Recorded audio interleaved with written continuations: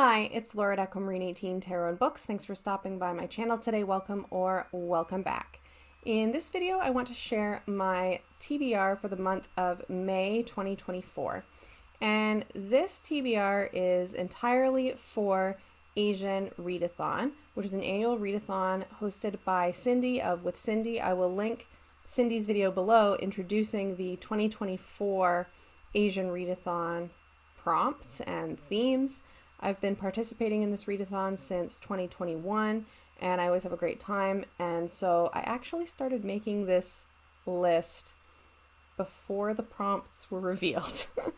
And from previous years' experience, I know that the prompts tend to be broad enough, flexible enough in terms of how to interpret them, that there was a good chance that if I just started picking books by Asian authors that are on my lengthy want to read list, that I would be able to fit them into the readathon somehow, at least most of them. So I'm happy to say that that is the case. So I've picked a total of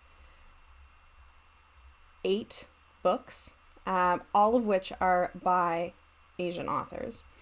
So I have more books than I have prompts, but I will explain my thinking as I go, and I'll timestamp below in a non-spoilery way with reference to the prompts what I've chosen. My TBR for this month of May totals 2,638 pages, which, going by my record of reading month by month so far this year, should be doable. That is within the bounds of how much I've been reading each month. So there are some lengthy novels on this list, but I do think that I will be able to read all of these books in the month of May.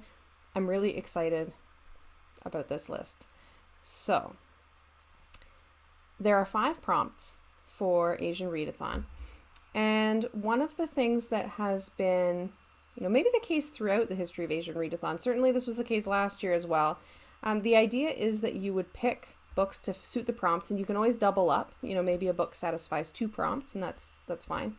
But however many books that you choose to satisfy the prompts should all be by authors of different Asian ethnicities or backgrounds, since Asia is, of course, so diverse.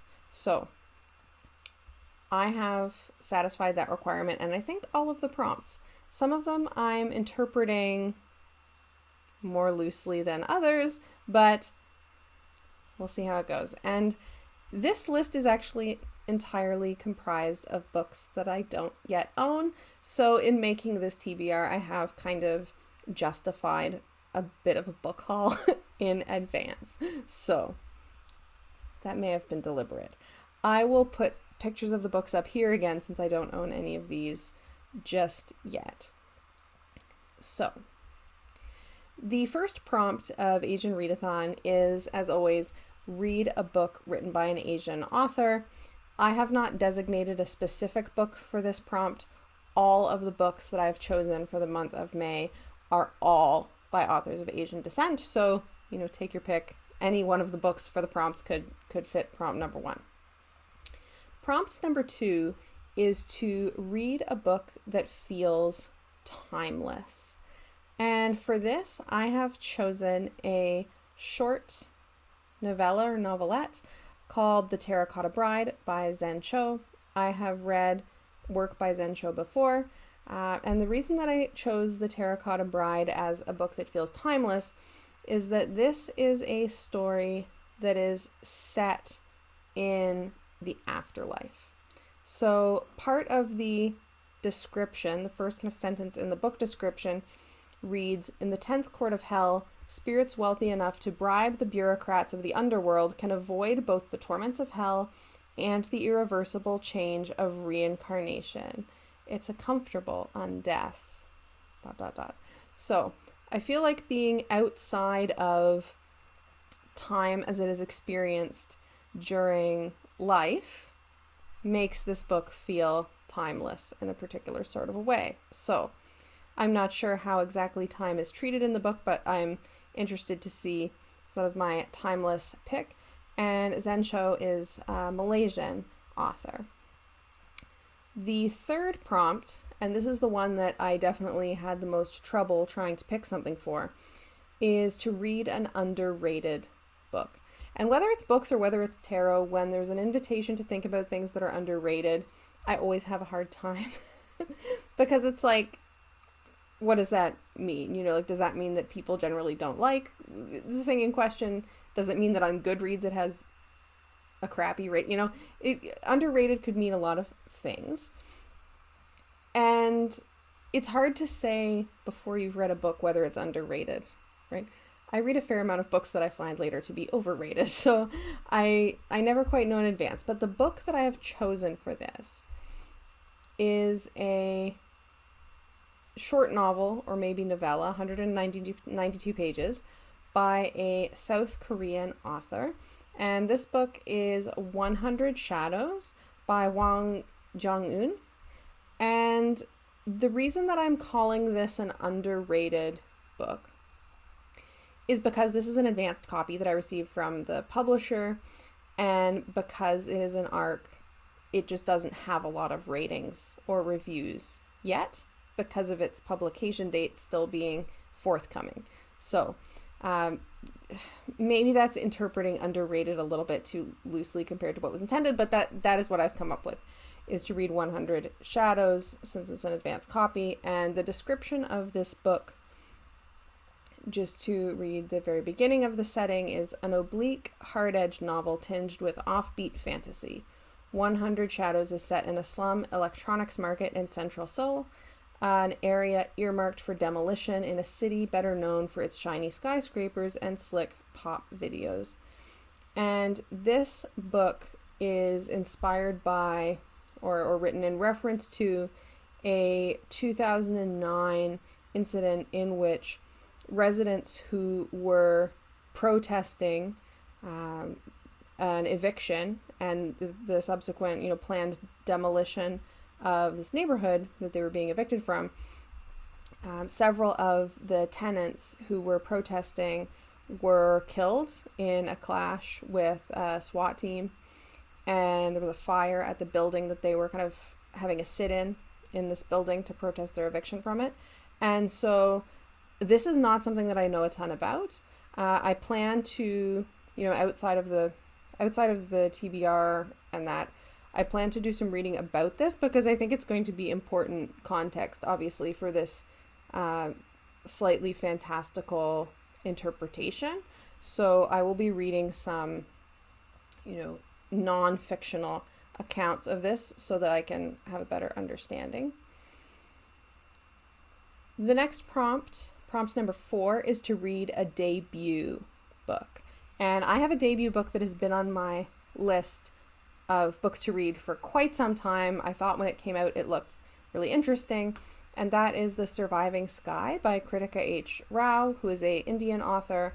It is a 549-page fantasy novel, and I'm really interested in this because the setting is described as these kind of floating cities. So the book reads that high above a jungle planet float the last refuges of humanity, plant-made civilizations held together by tradition, technology, and arcane science. Here, architects are revered deeply, with humanity's survival reliant on a privileged few. If not for their abilities, the cities would plunge into the devastating earth rage storms below. And the main characters in this novel are a married couple, one of whom is an architect and the other who is an archaeologist. And I just think that the setting and the world building sounds really fascinating in this book. And I am excited to read it because there's a sequel coming out. This is going to be a trilogy, and the sequel is forthcoming very soon this year. So I'm hoping to love The Surviving Sky and be enthused about going right into the sequel not long after. So that's my debut book. And the last prompt is to read a book with a story, character, or world that represents what you would want in your next life. So this could be a book that includes, someone with a job that you would want to have, that's set in a city that you would like to live in, that includes, a particular ability or trait that you might like to have. This is a very broad prompt.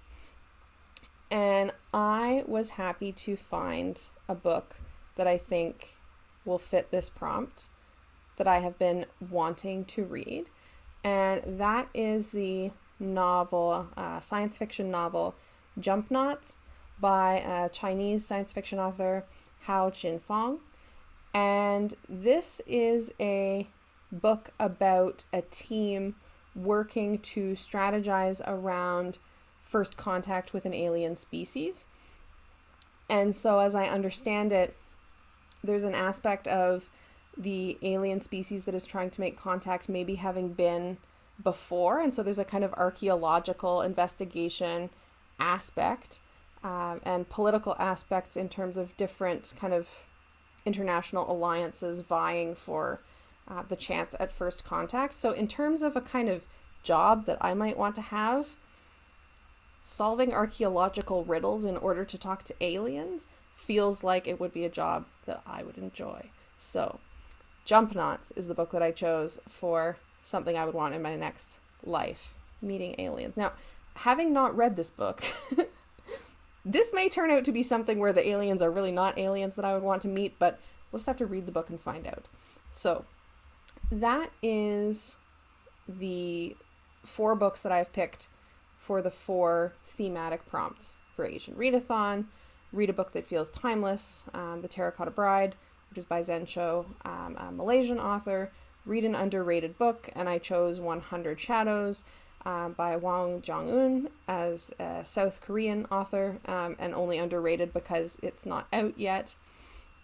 Read a debut book, The Surviving Sky by Kritika H. Rao, who is an Indian author, and it's a fantasy novel. And then Jump Knots by Hao Jinfeng, a Chinese science fiction author focused on alien first contact. So all 4 of those would also satisfy the prompt to read a book by an Asian author. That's my Asian Readathon TBR. Now, that is not enough books for me for a whole month. So I looked at my to-read shelf online to find some other books by Asian authors that maybe don't necessarily fit the thematic prompts, but that would, I think, make a good, well-rounded, interesting TBR for the month of May. And so I have included some more books. I would like to read The Brides of High Hill by Nhi Vo. Nhi Vo is a Vietnamese-American author who I have read before. This book is part of the Singing Hills cycle of novellas. This series I adore. It follows Cleric Chi, who is a story monk who goes on various kinds of adventures. And this one, the description of the book indicates that it is a gothic mystery involving a crumbling estate, a mysterious bride, and an extremely murderous teapot. So I have very high, hopes and anticipation for this because I have rated 4 or 5 stars everything in this series so far. This one just came out this year, and I'm really excited to get to read it. I also have on my to-read list An Immense World, How Animal Senses Reveal the Hidden Realms Around Us by Ed Yong. And this author is a Pulitzer Prize winning science journalist. And this is, I believe, his 2nd book. I haven't read his other book. I've never read his work before that I know of, except perhaps in newspaper context without knowing. And this book is basically exactly what it sounds like, how different animal species have different sensory experiences of the world, whether that is sensing kind of electromagnetic fields or having, vision that functions in different kinds of ways on different kinds of light spectra and things like this. And this description of this book just makes my druid heart sing. So I'm really excited to learn about animal senses with this book. I feel like it's a kind of book that will just contribute to my awe at the universe. So I'm excited about this one. I also have an advanced copy of the novel Goddess of the River by Vaishnavi Patel. And this is a book that is based on the Mahabharata. And this is, the author writes a retelling of the ancient Hindu epic and religious text. And it's from the perspective of a river goddess and her son. She made a comment on the Goodreads page of this book saying, that there's changes from the source material so that you will find, every detail of the plot is not exactly, a retelling from that source material, but the overall shape of the events remains the same, she writes. And themes she notes that this novel touches on include dharma, justice, the responsibilities of the powerful, and the greater good. And I have read Vaishnavi Patel before, and her book Kaikeyi. I really, really, really liked this novel. So Goddess of the River, as soon as I found out that this was being published, it was straight onto my list, and I'm happy to have a copy, so I plan to read this in May as well. And finally, last but not least, A Snake Lies Waiting, the third installment in the English translation of The Legend of the Condor Heroes by Jin Young. This is a series that I just think is absolutely fantastic. These are wuxia novels that are set in 1200 CE China or thereabouts, and so they follow different martial arts masters, and there's lots of adventuring and walking from town to town and getting into these epic fight scenes with flying and all of the things that you can imagine in a martial arts series like this. People are probably familiar with Legend of the Condor Heroes. It has been made into kind of television and film adaptations multiple times. These are just really fun. So I've been reading them very slowly. They're quite lengthy. This installment is 448 pages. They were initially published, as I understand it, serially in much shorter installments than this, and then they're kind of bundled together into novel length chunks for the purpose of publishing the translation. So I find these to be a lot of fun, and I'm excited to read the third one. I believe there are 4 in total. These were initially published in the 1950s. So that's my readathon for May, and my TBR that exceeds the bounds of the exceeds the bounds of the readathon. But I'm really excited. I think that these books are all going to be really good. I had a really good readathon last May. I know I will have a really good reading month this May. If you're participating in Asian Readathon, please let me know in the comments anything you're reading that you think I might like too, knowing that I particularly like science fiction and fantasy, and also interesting nonfiction as well. If you have anything of interest on your book list for May that you would just like to share, do let me know. If you've read any of these books, let me know. I would love to hear your thoughts. Thank you so much for watching, and have a great day.